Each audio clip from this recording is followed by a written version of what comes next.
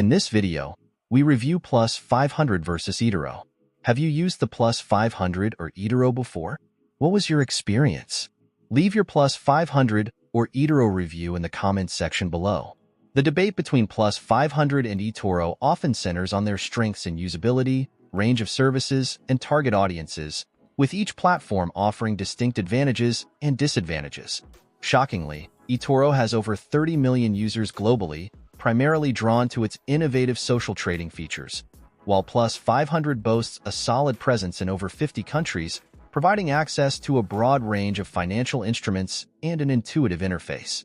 By the way, if you're looking for a reliable broker with very low deposit requirements and quick withdrawals, I have put some links in the description box below to the brokers I use myself. Check them out. Let's continue with our video. Plus500 caters to traders looking for simplicity and cost efficiency, excelling in CFDs, contracts for difference. Its fee structure is transparent, with no commissions, relying instead on competitive spreads. The platform offers over 2,800 instruments, including stocks, forex, commodities, and cryptocurrencies. It features a user-friendly web-based and mobile platform, making it appealing to beginners. However, it lacks the advanced analytical tools that seasoned traders might require and does not provide comprehensive educational resources. Plus500's primary drawbacks are its limited social features and research capabilities, which make it less attractive to traders seeking community-driven insights or in-depth market analysis. eToro, on the other hand, is renowned for its social trading and copy trading features, which allow users to mimic the strategies of successful investors. This feature is particularly beneficial for beginners or those who prefer a more passive investment approach. eToro also supports a wide range of assets, including stocks, ETFs, and a variety of cryptocurrencies. Its educational tools and thematic investment options, such as smart portfolios, cater to novice investors. However, eToro has higher fees for certain transactions, including a 1% fee on cryptocurrency trades and limited portfolio analysis tools.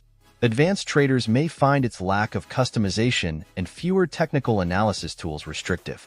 Additionally, some users have raised concerns about eToro's withdrawal fees and slow processing times. Security is a vital consideration. Both platforms adhere to strict regulatory requirements.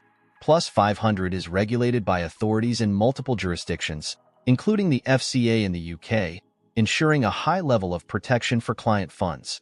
eToro similarly maintains compliance with regulatory bodies and provides additional protections for U.S. investors, such as SIPC insurance. Customer support is another differentiating factor. Plus500 offers a responsive live chat feature and email support but lacks phone support. eToro, while providing a comprehensive help center, has faced criticism for the limited availability of direct customer support options. In summary, Plus500 is better suited for cost-conscious traders who prioritize a straightforward interface and a broad array of CFDs. eToro appeals to investors interested in social trading, crypto trading, and a beginner-friendly experience. Each platform has its limitations. Plus500's lack of research tools and eToro's higher fees and limited advanced trading features. Choosing between them depends largely on individual trading goals and preferences. For a trader focused on active engagement and community-driven insights, eToro stands out. For those seeking simplicity and a cost-efficient trading experience, Plus500 is likely the better choice.